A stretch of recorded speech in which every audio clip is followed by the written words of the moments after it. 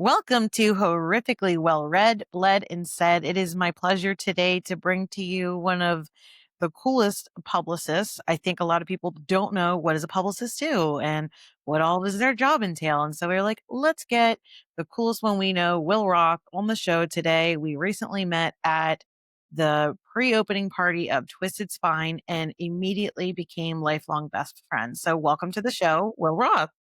Thank you so much. I'm so excited to be here to talk to you guys. Yes, Yes, and yes. Will, you're with Creature Creature Publishing, Publishing. who has some of the most exciting releases, I think, this fall and coming up. So we're especially excited to get into some of those too. Yes. So some of those were the mean ones. hmm We Vampires had at Sea, hmm yep, Scald Crow. Yep. My Lips, Her Voice. Yep. Yes. So Good Lord. You guys yeah, are killing it. you're kind of banging out these hot ones right here. I literally just finished My Lips, Her Voice at like 2 hmm in the morning last night because I That's the didn't best way. I didn't start it until like, I don't know, like 5 o'clock or something, and was just But like, I'm just getting message after message of quotes from the book from her. yes, like I never do that either. Like I it was so good. So, I just couldn't stop. Like, I had to finish it because it was really between Tatiana Schlatt Bonnet's The Mean Ones and My Lips, Her Voice. I feel like are two really incredible books this fall that very original. very original. hmm You're reading something fun, but like creepy, but like you don't know where it's going. Like it's truly entertaining. So, yeah. So we'll get into some of that. Love it. So, what is your experience with horror? Yeah, I mean, I think like a lot of kids, or a lot of horror fans, I was like a very scared little kid. I saw kind of extra implications and everything. I was always ready to, look at a shadow or like misinterpret a glance from somebody that I didn't know. I grew up in kind of like an angry, unpredictable house. And so, like, you learn early on that like the world is kind of a scary place and, other people's assessment of it is not necessarily accurate. And I think that parallels an experience that horror characters have over and over again, where they're raising the alarm about something, and everyone around them is going, "No, that's fine." And Yeah. so, Especially right? the supposedly responsible people in the place are always the ones that are like, "You're just imagining things. This isn't happening." Right.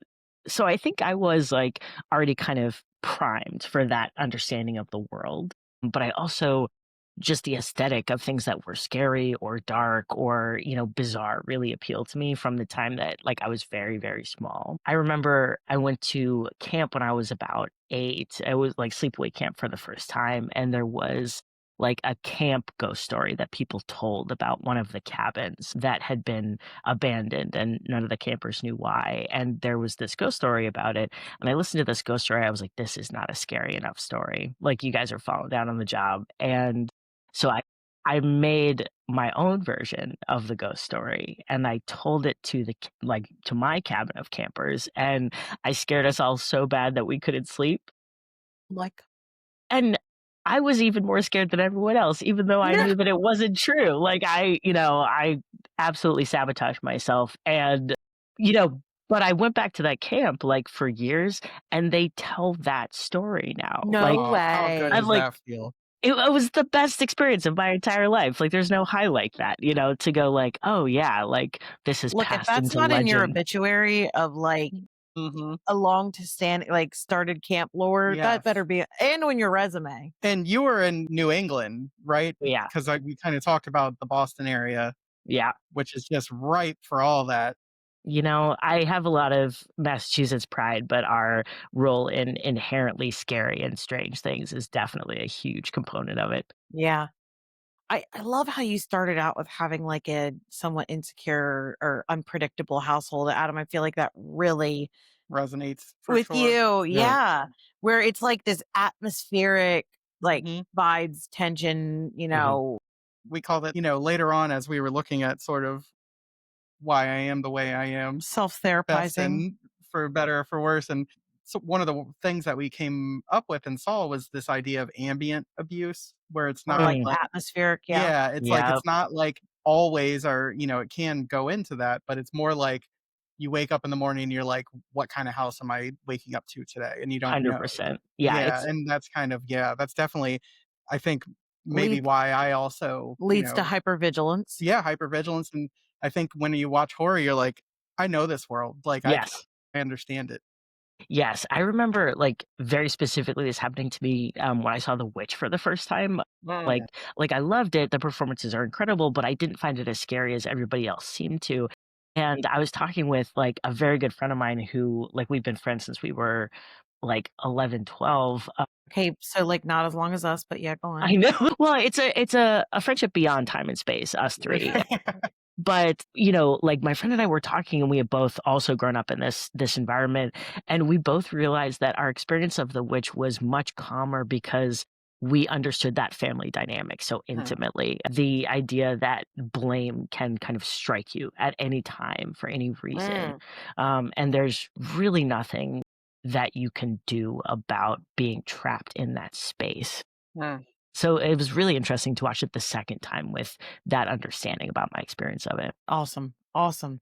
Very powerful, like, just seeing how that starts out, and I love how you scared the shit out of your own self. I feel like that's something I will no nobody really can do it as well as my own self of, like, the things I imagine for sure, but Mhm. is interesting. I was listening to one of my, like, lifelong not lifelong, but as long as I was immediately hooked on the podcast Ologies, which is with Allie Ward, and Yeah. she's does all the, like, science stuff. I'm obsessed with her podcast, Mhm. and the one they just released this week was on basically what's the concept of creepy, what Hmm. makes everything creepy, and so the professor, the doctor who's on for that is saying that, like, the best horror movies and books start with creepy, Mhm.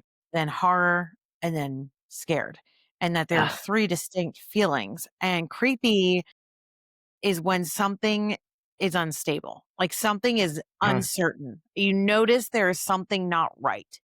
And I feel like that's kind of what you guys are describing here is like you're really adept and attuned at noticing Mhm. immediately. Now, like creepy can be good for good reasons of like that sense of, okay, shit, I need to run and get away from this, or this is, Mhm. but also it normally is like they're saying like, any horror movie that spends too long in any one section Mhm. of there, it'll flop. But if you have the right balance of like leading through there and teasing it up in that way, like it usually is a hit. I just thought that was Yeah. pretty fascinating. Now I fell asleep and didn't get to listen to the rest of it, but I'll finish So it it up. But didn't spend the accurate ratio? It's hard. it was like 2:30 in the morning. Like it's my comfort show to like fall asleep to. Yeah. I will I'm listen to definitely the gonna have rest to of it check that because out. it was so good. I mean, everything she had. The other thing I will say to our listeners on here that like something like with the macabre, you had to dig a little bit further back. She has, I think I've listened to it like 3 or 4 times just because I've told so many people about it and we've listened to it, but it's the Paris catacombs with Mhm. all of the dead bones and bodies that have been put down into the essentially like limestone caves that are like 5, 6 stories below ground. And you can go and tour them now. But the stories of how the bodies got there and all the other things, it is absolutely like the best nonfiction, fiction type of like episode. And then Mm. there's a part one and a part two in vampirology of a professor. I think he's either a master or doctor of this one, but he teaches the vampirology course. And I thought you would really like this one, Will, because Yeah. it talks about how every generation we invent a vampire that society needs. And you can watch how the vampires change throughout Mm. the timelines to be a representation of society and the things that we're going through, but also just like, okay, what was happening to the bodies? Oh, okay, that was actually this, but this is why we equated it to a vampire. Like, Right. they're excellent. So, That sounds highly recommend incredible. that if you're Yeah, into some of definitely. those things. Thank you. Wanna say before we move on, I did wanna ask, when you watched The Witch the second time, Mhm. did that, like, almost become, like, therapeutic, or, like, were you able to, like, enjoy the movie more? Did it, like, show you more things about sort of what you experienced? Like, that just really intrigued me when you said you went back to watch it again with that knowledge.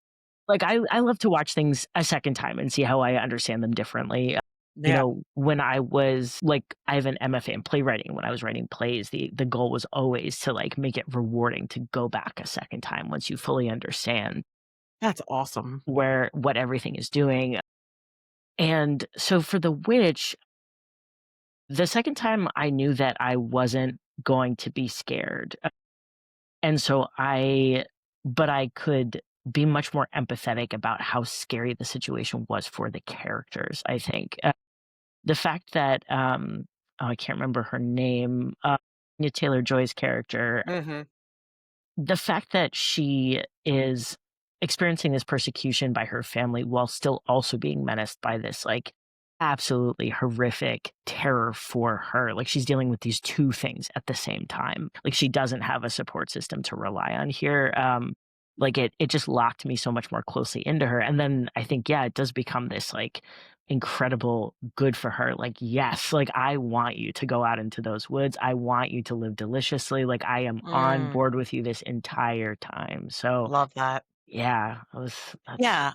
When a amazing. book turns into or a movie or a play turns into the good for you part, it's like so redemptive, so feel good. Mhm, So when I met you at Twisted Spine, mhm, I was like, how did you get into this? And I really felt like it was a fantastic story from what you were doing, which mhm, I think a lot of people will be like, that's fascinating because we never met anybody who did that. mhm. And then also how you reached out to Amanda and asked for your job. Like I would really love for you to tell both of those components.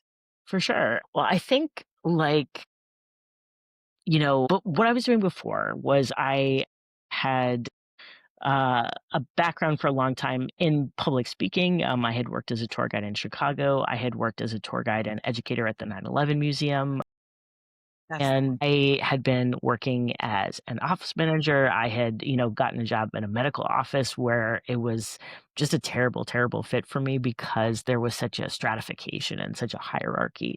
Hmm. The fact that, like, I'm an intelligent, human being was not as important as the fact that I didn't have, like, a medical degree, and so, like, I really chafed Or boy, do against I that hear you. It's like, entire oh, yes.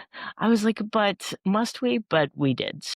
So I got fired from there, and I was like going around and I was looking at things and then like a wonderful friend of mine, Ellen Goff, who is an incredible writer and also an agent for HG Literary. I've been going to like her extraordinary writing group for years and years, had sent me this posting of Amanda wanting to hire a publicist for Creature. And I had seen some postings, that Ellen had generously sent me before, but there had never been one that was so immediately like, I need this job. Like, I have to have this job because, Creature is a small independent press. We specialize in feminist, queer, trans, horror thrillers, and speculative fiction. The kind of mission statement of Creature is to expand the definition of what horror is and who can make it. And like, Amazing. yeah, and I was just like, "Please let me shove this into my mouth, like, I wanna know all about it." And so the same day that I got the job posting, I wrote the cover letter, I sent it, I was like, "Please, I cannot let this job slip past me." And, because I had not worked in publishing before, I was, kind of talking in my cover letter about my experience with people, my public speaking experience, my experience as a bookseller, and I had worked in Walden Books for a long time in high school and college, and I had run events for them, things like that. One of which was Harry Potter and the Half Blood Prince. And so obviously it was going to be important to mention that I had this experience, but I also did not want to let that pass kind of unremarked because Mm. I think that writer is a terrible person and her opinions are Hmm. terrible. So I, went back and forth about whether I should put like a joke in there to represent my opinion. And I kind of went back and forth a lot. And then I was like, you know what? Like, if Amanda doesn't want my joke about like this writer, then it's not going to be a good fit for me. So, I started this paragraph about, I worked in Walden Books, RIP Walden Books. I did the following things. Here's the recommendations that I made. Here's, the events that we ran. And I also turned the bookstore into, a different thing for the release of Harry Potter 6, RIP JKR's Humanity. And Tame enough, that gets the point across. I like it. I'm just out here to communicate what my values are, and I hope they're yours too. And I found out that, like months and months later, that not only did Amanda like actually laugh out loud when she read it, that she remembered it verbatim. I love that. Yeah, and like I that called was I love that story. yeah, it was just a good indicator that we were like a very close, good fit for each other. Right. And, that my impression of Creature, was accurate. And now that I've been here and I get to talk about these books and meet with these authors Yeah. and talk to our readers, like it's borne out over and over again, Right. how much I Well, love it. I just want to take a moment to like have a therapy session here because like I was so intrigued that you were a 9/11 like, Mhm, tour guide and like kind of talking about all that, which is just unique in of itself. But then, brave of you to just share about like, okay, was at this medical office, I wasn't respected, I was fired for this. Like that's not an easy story to tell. But I asked you to share it because if that hadn't had happened to you, mhm, where you were disrespected and your self-worth and your whatever, wasn't dismissed, then you would have never taken the time to write the joke to Amanda that's like, I'm going to put my values out here. Like, I'm no longer going to apply for jobs that don't fit for me. mhm, Like, I have to be the right fit. I have to be respected. I love that. And like, it actually worked so well in your favor. Excuse me, helps to land you the job this time. And I just feel like it's a moment to say, like, to anyone, like, don't dismiss yourself. You get to that point where you've been disrespected once. It's like you're given the opportunity again. Are you going to do it right and stand up for yourself? And you did. And you were like, you know what? If I want this job so bad, but if I'm not a right cultural fit or, mhm. it's a small press, like then I need to know right now. And I love that for you. And just shooting your shot to be like, I deserve to be here. And I had heard this from another person before, but like, there's lots of things that people can, if you see something and you want something, you can say, like, oh, that's nice for them or that's good for them. Like, you recognize, like, that's a great car or Mm, that's a great job. And you don't have any feelings related to that. But when Like yeah, envying or like you're okay. just like, oh, that's good. Like, I know that's a really nice car. mhm, Like, I know you spent a lot of money. Okay, that's great. But there's no other feeling.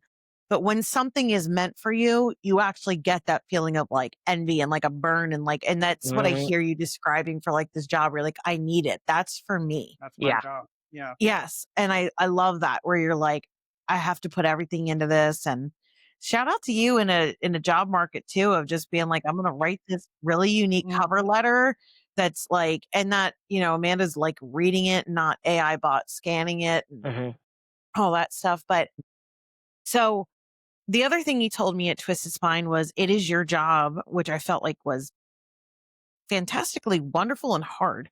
But it's your job to really take the full book in about like 4 sentences, mhm. hook the reader and tell like the full synopsis in about 4 sentences, Yeah.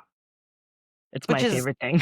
you're really freaking good at it. Like Thank obviously, you. but like the way you were describing, like, but that's really hard. So tell me more about how you kind of have, it seems like you had a natural talent to be able to do it to begin with, but then what's it been like since you've been there? Has it progressed? Have you changed any like techniques or tactics towards Oh, it? that's such a good question. Yeah, I think that I did start with kind of a baseline level of understanding. One of the assets that I really had was this kind of like dual background thing of like, I have a degree in dramatic writing. Playwriting is for something that's happening live and can't be rewound and must be understood by like just a rando, right? That's who's in your audience. So you learn how to communicate in a way that is minimally confusing, that is going to communicate the information you needed to. And every playwright has different approaches to doing this. But I would say that we're in a unique position because you have a live audience, they can never go back. So you learn a lot about how your communication style can be adapted for that purpose. And then the other thing is all of the direct tour guide experience. So I've worked as a tour guide for 7 years. I've taught public speaking for additional years on the side. That's what I was doing when I got hired. And so you learn what an active listener is, how to engage someone, how to pitch your voice, how to kind of read their face to see what's like cooking inside them and pulling and, getting them like very intrigued and stuff. And so, you know, I had those kind of baseline levels, I would say, of like knowledge and instinct. And, now that I do it in such a specific way for these books, I do think it has been kind of like refined and further understood. One of the things that I always say to the authors is that one of the most essential parts of like a pitch, whether it's verbal or written, because this is also part of the emails that I send, is that the pitch should have tension. It should have a suggestion of something that is mutually exclusive or impossible. And even if the book is more abstract, I kind of, it's my personal belief that you can still find it, even if it's an experimental book, even if it's a gentle book, there is something that is pulling at something else, and people love knowing about it. Our Right way to explain that. yeah, they're like so the example that I love to give is for Root Rot, which came out in March. And Root Rot is by Saskia Nislo. It's got a magnificent fever dream quality to it. It's I very forgot short. that you guys published that book. Holy shit, that It's book is so amazing. good. Yeah, we're so delighted by people continuing to discover it. It couldn't be a more worthy book for people to go, "Oh, shit, this is Mhm. fantastic." But the pitch that I give for Root Rot is 9 little cousins go to their grandfather's estate on family vacation, and they start exploring the grounds, and the grounds start exploring them back. Yes, And, you know perfect. Isn't he good? Yeah. He's So so good. good. Thank you. So And so, good. like, that's the inherent tension, and there are many other things that happen in root rot, and that's not necessarily like, if you plotted it out, that might not be the first thing you came up with. There's this beautiful kind of creeping assimilation. There are really important, valuable examinations of what it's like to be a queer or trans child who's not accepted by Mhm. their family. There are all these like really important additional elements, but the tension is that the kids want to do something, but there's a force outside them that, wants to do something else, that wants to act on them back. And so I'm always looking for just whatever that opposite is, whatever that kind of Yeah, strange right that's turn is. it's a fascinating way to say that because in my head, I'm thinking of all the additional plot points and where Hmm. do I start and what would I say? Hmm. And I almost feel like when I'm passionate about a book and I'm trying to like tell someone why to read it, I'm like, okay, okay, don't give away too much, but you got to give enough. But like, oh my God, but then this happens. And my brain kind of goes, ah. Um, but I love how you have to not only just, you're not just trying to recommend this book to a friend or whatever, you're also incorporating the marketing elements of this. Hmm. So you have to tease it and like you said, the tension and the balance and like that's why I'm saying it's such a skill and a craft that you have that you can do this. Thanks. Like, I feel really lucky because like the books are already great by the time they get to me. Like the authors That's write good awesome. books. Yeah. And then Amanda picks really good books. Louisa Diaz, our cover designer, designs just these banger covers over and over again. And so by the Hmm. time it comes to me, everyone has built this incredible foundation. And all I Wow. have to do is point at different parts of it. Oh, All I do is go like, look at that. Like, isn't that wow. incredible? And you know, s and, like, if those people weren't there, if they didn't do their jobs as unbelievably well, my job would not, be the same or be as easy or as pleasurable as it Amazing. is all the time. I have to say, it must be really wonderful to work at a publishing house, at a press that has such a distinct and clear mission statement as to what it is that they're looking to do, because it feels like the books are curated so specifically that, you know, they're going to be something. Because I'm guessing, publicists, the skill can be sometimes maybe it isn't a book that connects with you, but you still are finding ways to, you know, send it to the people that it will connect with. But like all of these books, it sounds like when you talk about them, outside of your job, thing that you're like, I fucking love these books, right? And so that's gotta make it easier. But also I think does that also put responsibility on you? Because you're like, I really am emotionally invested in these books succeeding too. Yeah, I mean, like, of course, there are plenty of things that are out of our control. Like we don't choose, like who ultimately decides to cover us. Like there are things that I can do to affect that outcome. I Mhm. don't choose what the economy is doing, how much money people want to spend on books. But I do feel like a lot of excitement and responsibility for all of the titles. Like I get excited every time I pick up one of these new books. They are all different in really fascinating ways. Like this fall is the first time that we've released more than one book in a season. We're doing 5 in total. And the other one that I feel compelled to kind of inject in here is Perfect Mhm. Happiness, which is our first thriller. Yeah. So Oh, that's a magnificent one. Like, here's my pitch for that is that's by Yu Jung, who's basically South Korea's Stephen King. She's the number one crime writer. Yeah. you're telling me And that. it's so good. And, that one is about this narcissistic mom, and it's told through the eyes of her family members as they start to compare stories for the first time. And they realize how depraved she is and how far back Wow. that goes. Like, I So immediately need it. it's the best. You do need it. And like, When does it come out, or is it already out? it came out with the mean ones on September 30th. Well, I know what I'm doing today. It is so good. I said, "Oh no," out loud on a plane as I was reading it. No. Like she Like, is. that's I'm sure not the that went best over place. well. Oh, Yeah. no one liked it. No one appreciated it.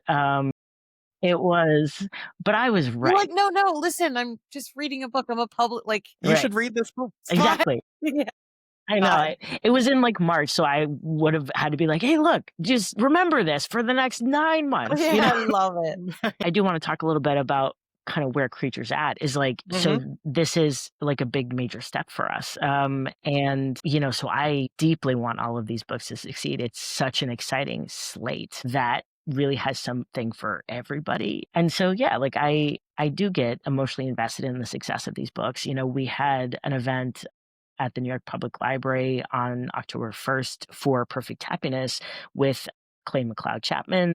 Nice. Yeah, we had a full house of people like laughing and asking questions. We had another one on Thursday at the Twisted Spine, which was also phenomenal. That was another completely different group hosted by Meg Ripley, who's another one of our authors.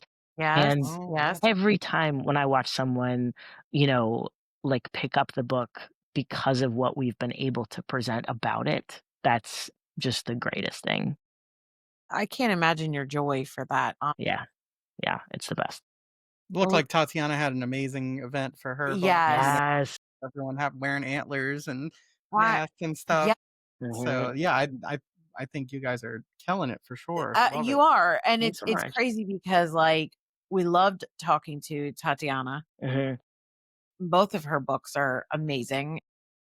Um, I can't say that there's this thing of, like, okay, if it's a thriller, I wanna read it, or if it's written by this author, I wanna read it. I feel like I'm finally at this point with Creature. Mhm. If Creature has produced it, I wanna Mhm. read it. Ugh, I Yeah. trust it now, like, because of how well curated and supported it is. I'm like, more than likely, I'm gonna enjoy the shit out of this book. that's awesome. That's, like, Yeah. exactly what I want for people and for us. Yeah. We've been really just, like, genuinely privileged to have some people who are like, "Yeah, like, I wanna read everything." There's, a It's YouTuber just the named taste is so spot on, it's yeah, just, and Amanda's maybe that's taste is what it is, it's like you ridiculous. found this way to, like, really sit in this 2 or 3 lanes of certain subgenres Mhm, that feel so good, and also just, like, the uniqueness of each of the authors and the mhm, stories they're bringing. I mean, because I haven't seen anyone do anything other than rave about how damn good the mean ones are Mhm. and how it's that's just so gonna great. be one of the tops. And I know, I think it October 7th or October 14th that My Lips, Her Voice comes out? Yeah, that's 14th. 7th is Vampires at Sea, and then Okay. 14th are what we call the twins, which is My Lips, Her Voice, and The Scald. Okay. Okay. Well, again, I haven't read Scald Crow yet, but You're gonna die. I'm sure, but I just I can't wait to just like now, like this is like another creature book that and I'm just like, yes, the answer is yes. Like it's Yeah, so good. So yeah. I do want to touch quickly here on the Vampires at Sea because you sent me like what you wrote for it. And I already The kind of single said this, greatest I already kind of synopsis. said this on another recording, but the whole thing with marketing is frequency and it bears repeating, Yeah. but how you're like, we had no idea we'd be talking about a butthole so much. And you're like, I just love writing about a butthole. And I was like, I sort of love reading about a butthole. So it works so well. I am a child at heart, We got apparently. So vampires, we got boats, we got buttholes. What else do you want? You That's yeah, know? it. yeah. So Right. that's like what's the inscription, Will, for like all the hot sluts? This is Yep. for you. The dedication for Vampires at Sea is to all the hot queer sluts. You know who you Yeah, are. yeah, And like that is the exact voice of the book. And so like yeah, a lot of the time I just go like, "Hey, just read the dedication," and someone, reads it and they laugh and they go, "I'm the hot queer sluts. This book is for me." yeah, yeah. No, I mean, I maybe like 50 pages into that book, and Mhm. it definitely lives up to Yeah. it's an immediate fuck fest. Yeah. I Yes, mean, it's like for sure. it jumps right in. Yeah, for Yeah. me, it's like, okay, I might not be that, but I respect it, I do Mhm. and I respect wanna it. read that. I do. Yeah, Yeah, exactly. totally. Yeah, the other thing about vampires is that it does this really magnificent thing too, is it uses like luxury travel and satire and fuckfests, in order to do this like wonderful kind of dark underbelly Mhm. of luxury consumption and you know, the many false selves of influencer culture, like all that, it's Mhm. doing something that's so funny and so fun. And it's also going like, by the way, were you aware that this is deeply fucked up? And you're like, yeah. Yeah, I love it. I think that's the thing with Creature. It's like the top level story is great. Hmm. Like it's great for all of them. But Hmm. the deeper things that each book is doing and what you could write about and what's going on, like Hmm. for each one of them. Yes. Yeah, I think it's interesting because, going back to Root Rot, and thank you for giving me that thing to say to sell it to people. Because Hmm. like, when I try to tell people to read it, I'm like, "I'm not even gonna try, I'm just Yeah. telling you, please read it." So to say that, like, is great, but one thing, like, and Rebecca has this experience too, like, when she was a You don't child, know like, me. I'm pretty sure you're gonna be like, "Oh, okay."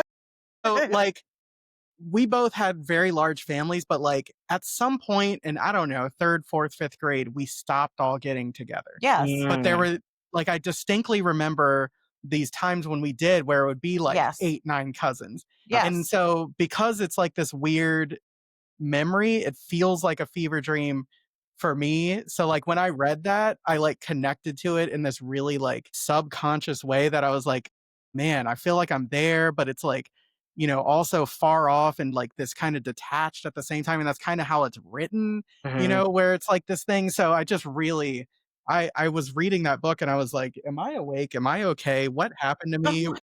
But I'm so happy I did that, and everyone else should experience this Yeah. too. I think Totally I agree. think when we were talking to Bridget the other day, she referenced I Root think she Rot. said that was one of her. Yeah, No if I you was way. know like, Bridget, she's what's a yeah, weird she's Weirder the Better on, Uh, Instagram. She's great, and she like, that's her one of her top books of the year that she was recommending, like, what's a book that just because encapsulates weird? yeah, and she's That's like, fantastic. We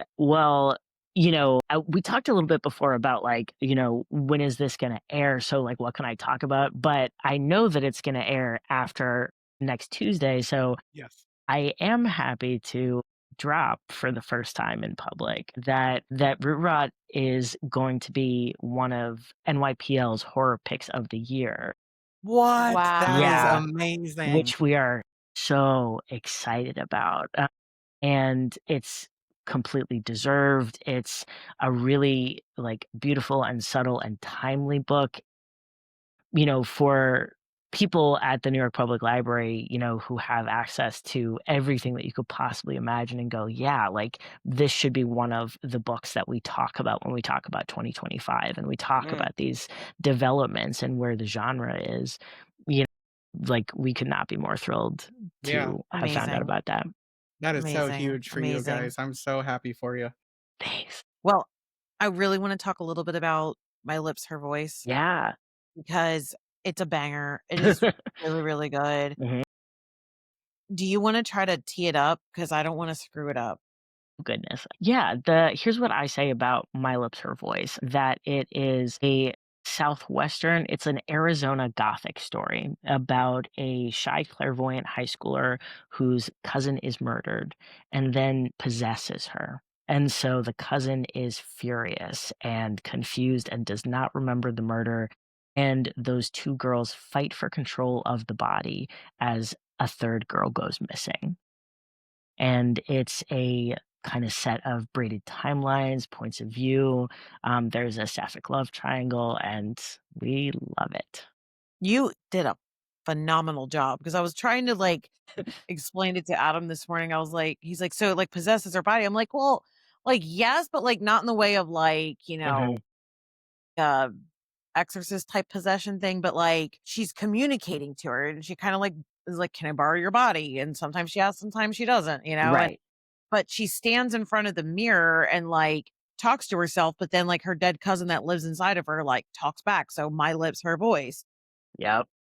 So it really nails it. But one of the very opening, like I said, I don't normally record like quotes or things like that. But one of the things that was said was, memory is a bitch that haunts better than any ghost can. And I was like, Amazing. if that's not the freaking truth, Hmm. and then there was another one where I guess it was like talking, it was at the very end, but it was talking about like, I guess some kind of, but the quote is, trauma can't be overcome with a freaking song. And it was Hmm. basically like, you can't just like have this musical and just kind of like, sing it away and work through shit. It's like a real, or listen to stuff like, trauma can't be overcome with a freaking song. I don't know. It hit me in a way that was like, yeah, I mean, Yeah. It's just not simple. Like there's so right. much. Yeah. There is. Yeah. My Lips is like this beautiful, layered investigation of so many different It things, I is. would say.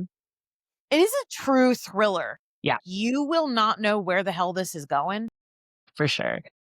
and it is suspenseful and very, very layered, which to me, I really enjoyed that because, you know, like I'm close to 200 books read this year and you read a lot and you're just like, okay, it's good. But like to actually be reading something where you're like, I'm not really sure this is where this is going Hmm. or the behind it. That's what I felt like with the mean ones as well. So it was Hmm. really nice in terms of like plot development.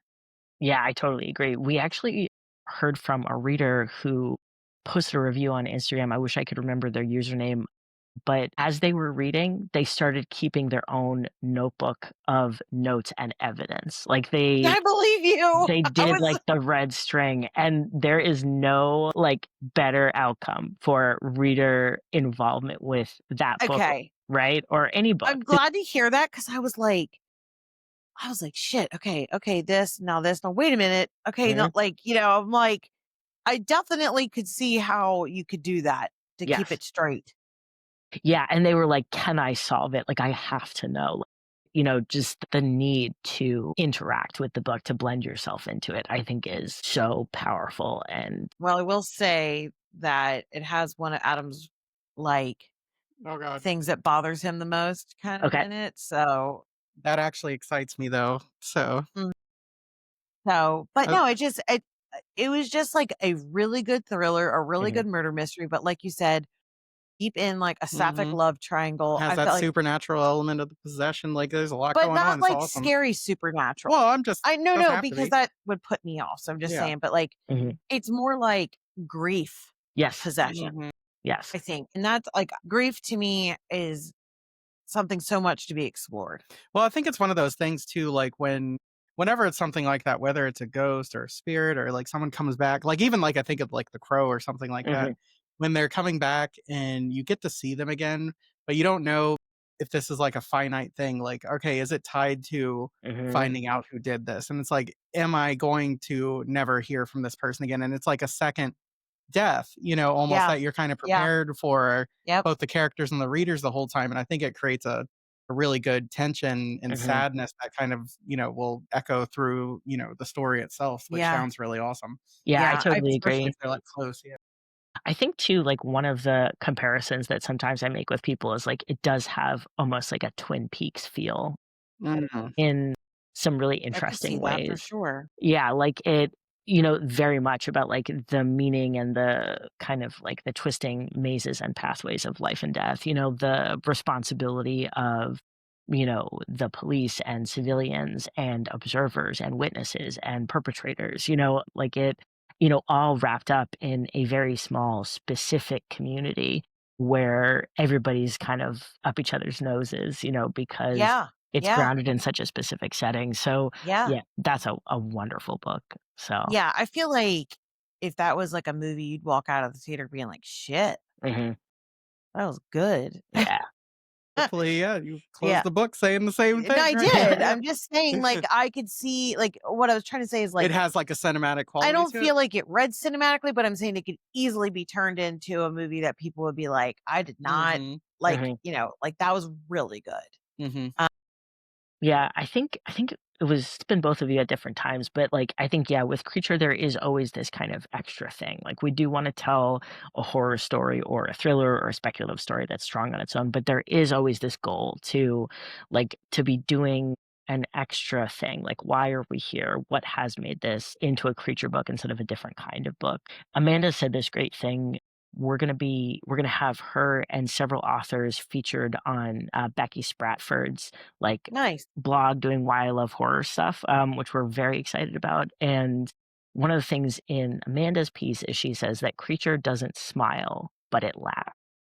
Oh, God, that's creepy. that's No, great. No, that's right? such a good Yeah, Okay. like wow, she's that's so That's a lot evocative. to Yeah. unpack. Like, Uh-huh. yeah. really powerful statement.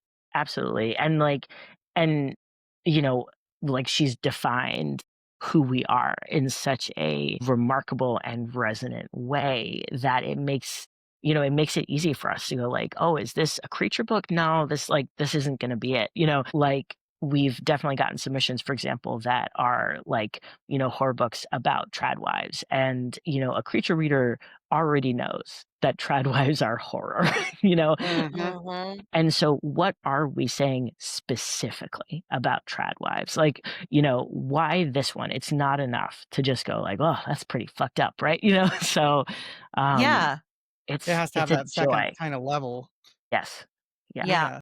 And I I've I love that. I yeah, just love that other, like, mission because, like, that's what's gonna distinguish you and just keep you apart from the other, publishers and I think attract authors and readers, but, like, I can't think of any other publishing company that I'm like, if they publish it, I wanna read it.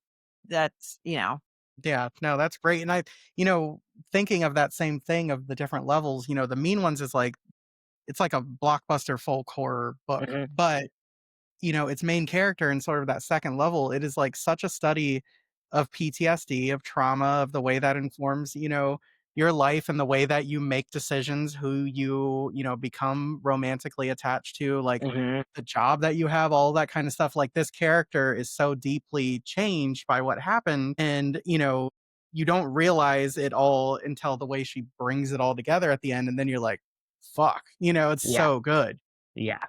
So yeah, like I definitely see that running through, Mhm. as a theme through all the books really strongly. do you have a minute that you can still pitch us about Scald Crow since that's For the sure. twin that's Mhm. coming out? I wanna make sure we give some love to that Yeah, too. absolutely. I appreciate it, and I'm happy to, because that actually dovetails really neatly into this conversation. So, The Scald Crow is basically about this woman who moves back into her childhood home after her abusive mom goes missing. She's dealing with an undiagnosed, painful, gross chronic illness, and at the same time, the house is punishingly haunted. And it's about Punishingly haunted. Oh, Oh yes. god. It's crazy in there, and it's about her having to deal with those 2 things at the same time, but, with such gallows humor and such knowledge that you're absolutely delighted by it. The thing Got that it. I like to say to people is that The Scald Crow, in many ways, it's got folk horror, Irish mythology elements, but it's also disability as body horror by a disabled author, Love it. and yeah, and, like, Grace is such a funny, sharp writer, but she also writes about physical pain in a way that I have never seen anyone else do in the Mm. genre. Like what the pain takes from you, like how the banality of pain, that how boring and frustrating and stupid it is to be ruled by something, and then Mhm. also what it forces you to become because of that endurance. It's essential to how Briege, the protagonist, deals with these events, is her experience of enduring pain. And, there's been, so much great, great writing in horror about disabilities that are like mental health related, that are like traumatic related. There are many, many great takes on disability of various kinds. But I think based on the response that we've seen to the Scald's Crow, people are still super hungry for specifically physical disability. Mhm. And, the Grace Free Patient is another one. Caitlin Oh, I just Starling, started that. yeah, Caitlin and Grace are gonna do a joint event together in Chicago on Wow. October 21st, because, like, that need is really present, and, like, Yeah. I really hope that it is part of kind of a wave of, like, really excellent books on Well, disability from I this point of view. requested the Scald Crow and the Grace be patient. Yeah. yeah, Mm. and I got awarded the Grace View, and I was like, "If I don't freaking get this book," from the time I heard her talk about it at StokerCon, I was like, "I'm gonna be so pissed," but I didn't so far yet, I haven't gotten the Scald Crow, but You'll just have to buy it. I will, it's no Yeah. problem, I will absolutely, Um, but no, I think you teed that up in a way that holy shit.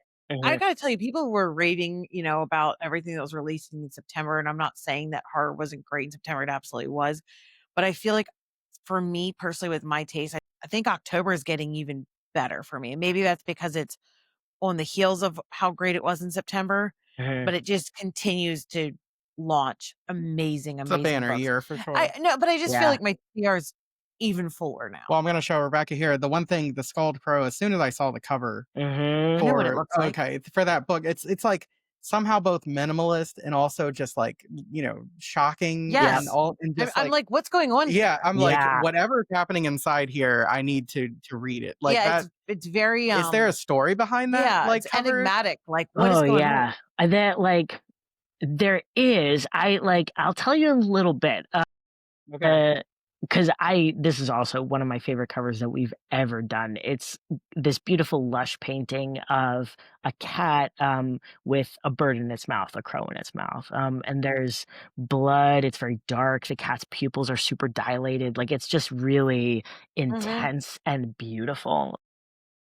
And, I was really lucky because I got to be kind of part of the conversation about, what we wanted on the cover, how we wanted to fine tune the cover. We went through some versions where, there was less blood, there was all kinds of stuff. So the cat on the cover is this wonderful, wonderful rescue cat called Koo, who is like a grumpy old man cat that the main character adopts as one of the first things that she kind of does for herself as she starts to fight back. She's been, dealing with like horrifying things happening in her home. There is like a crow that's screaming and stalking her from the outside, and she goes to get this cat. And he is such a great character. Like, if you have ever known or loved the cat, you will have such a great time with Koo because he's a very good boy. Love Rick. And so we wanted to feature him. We wanted to give an indication that he was gonna be part of that fight against stuff Oh my menacing god. Briege. And so it's been amazing to have that be like a big part of how we talk to people about it. And in fact, Grace is doing a cat rescue fundraiser as part of the promotion for Scald I was Crow. just gonna is that with, the horror community? Yes. So the way that it's set up is really smart. So you can donate to your local cat rescue. You can pick any one that you want. And then if you send Grace evidence of the donation, you can enter to win some raffle prizes. And then we also wanted to make sure that there was an option where if money's tight, if it's hard to, do a bunch of things at the same time, you can also feature your favorite cats, your favorite adoptable cats from your local rescue, and then tag Grace, That's so and that nice. counts as an entry. So there, it's just That's about so nice. yeah, like appreciating those rescue cats. Yeah.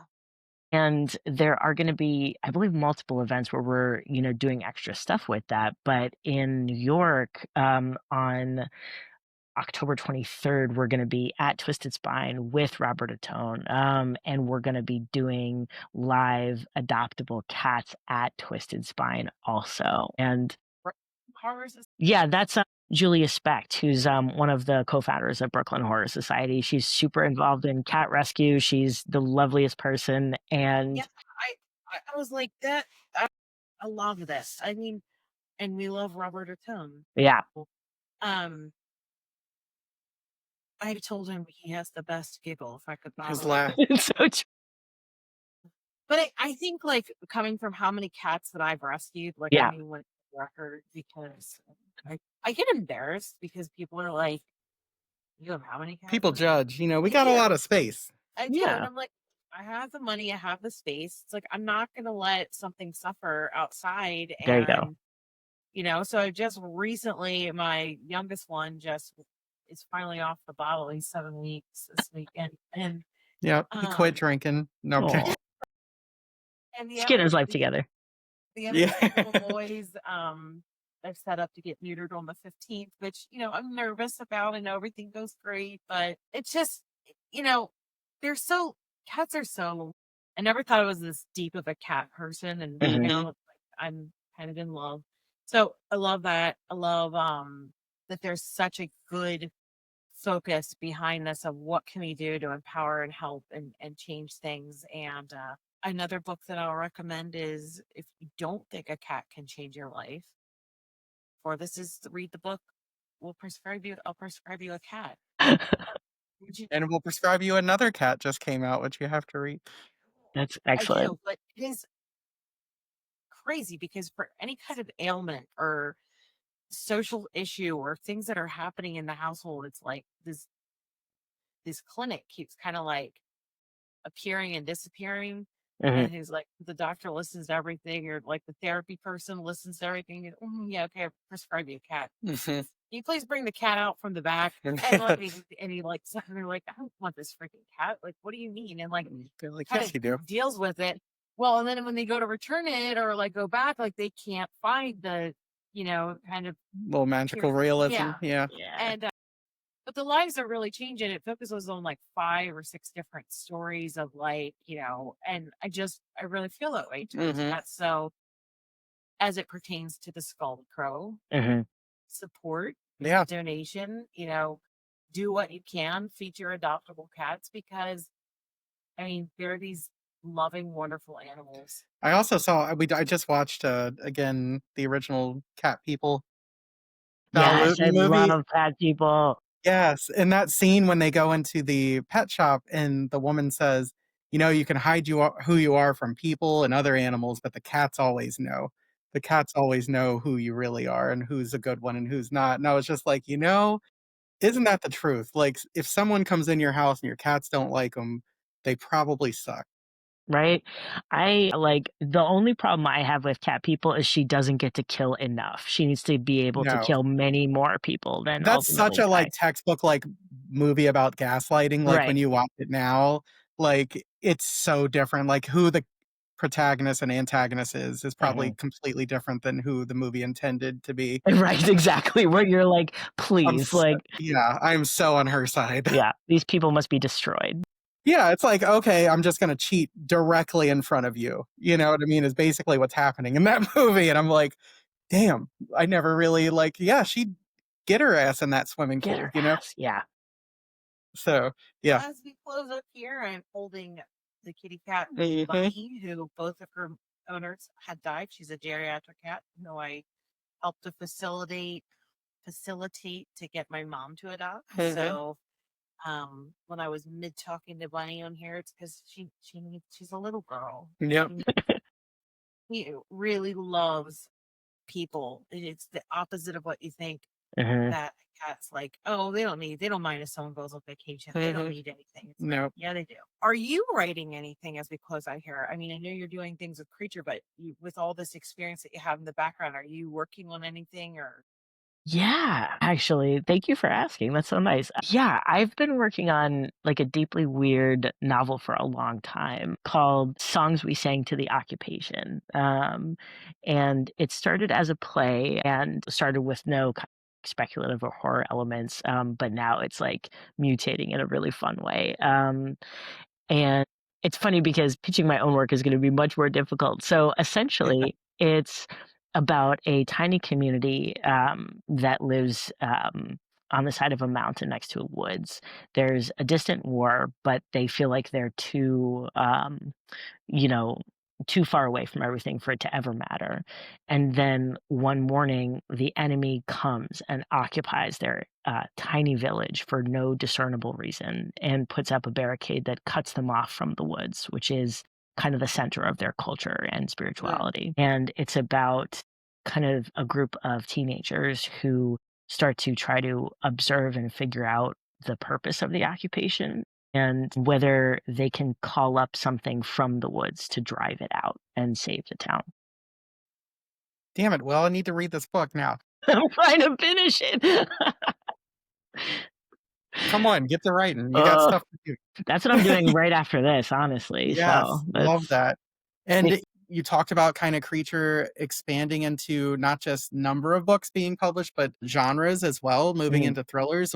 What's the future for Creature in 2026? yeah, we've got some absolute bangers in 2026, which we're so excited for. In the spring, we're going to be releasing our first ever non-book item, which is an affirmation deck for Goddess of Filth by Castro. Oh my God, Yeah, great book. yeah.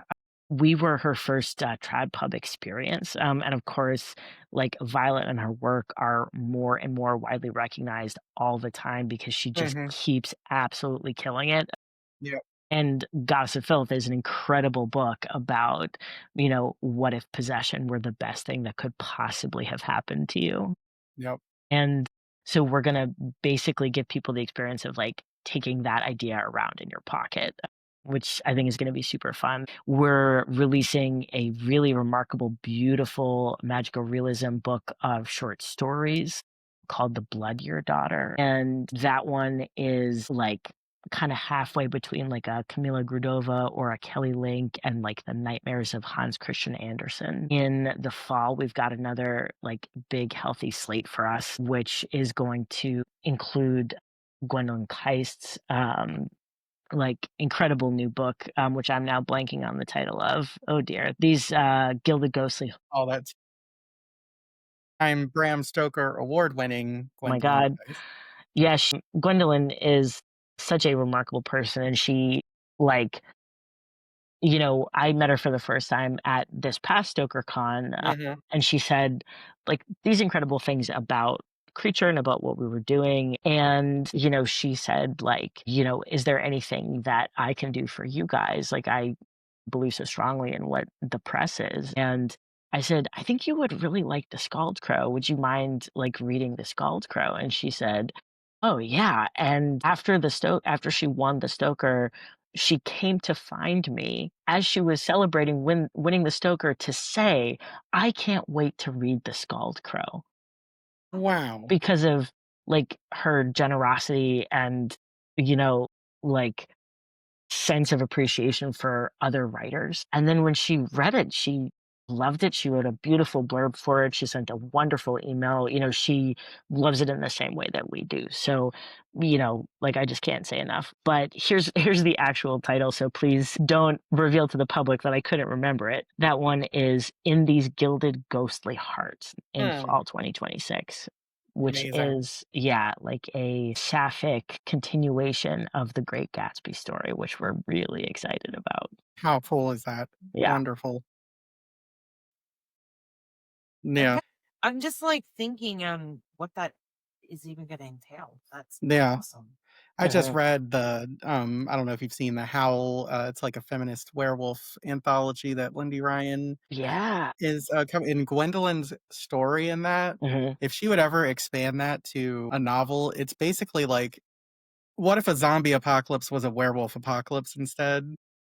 And then what if it was good that it was Right. happening That's on my top of it? favorite. Yeah. I was just like, this story is so like, she's incredible. Yeah, she's so good, and I'm so excited to read that. That sounds fascinating, Uh-huh. as well. So very excited for you guys. Where can we find you? Socials, all that kind of stuff before we sign off here? Yeah, thanks so much. So we're at creaturehorror.com. We just recently put up an events page. So in the month of October, we've got, I think, close to 40 events all around the country. So if you think you might want to see or talk to a creature author, come to one of these events, definitely check out that event page. You can also subscribe to our newsletter, which is called Nest Full of Bones. Nice. And I write it and I say only weird things in it and just the weirdest things. And I then know I'll be headed there shortly. wonderful. And then you can find us on Instagram at Creature Publishing, and I believe that is also our TikTok. Let's see, but yeah. Oh, sorry. On TikTok, we're Creature Lit. Yes. But yeah, it's we're of a size that kind of word of mouth from our readers is the thing that turns the tide for us every time. So, if you have loved a creature book, if you have loved a creature author, come check us out. And if you like anything that you see, let other people know. It just helps us kind of sustain and, metastasize in a fun, helpful way for society. I love it. This has been so much fun. Thank you for explaining everything that you're doing. I feel like we've just given so much love to the authors and so many fun books and a distinguishing creature from what it's doing. And I love that you came on. This was so fun. Yes. We Absolutely. always like to have our oldest, dearest friends on. Yes. The cave paintings had us all together. I wasn't sure what the thing we were crowded around was, but now I understand that it's like a laptop with Yes. microphones. So, it was such a pleasure to be here. Thank you so much for Yes. inviting You me. check that picture at the end of The Shining. We're hanging out in the back of That's the car, right. right? Yeah, so next time, we'll have to do some, check-ins to see where we're at, next year and stuff, so Yeah, that'd definitely be wanna have great. you back on, so Wonderful. yes. Well, get to writing so I could read your book now. Yes, please send me an angry email about every 10 days so that I keep You got keep it. going. Okay, great. Thanks so much, guys. I've seen no updates, That's god right. damn it. What's your word count? Alright, well, thank you, have a great day. You too. Bye. Bye.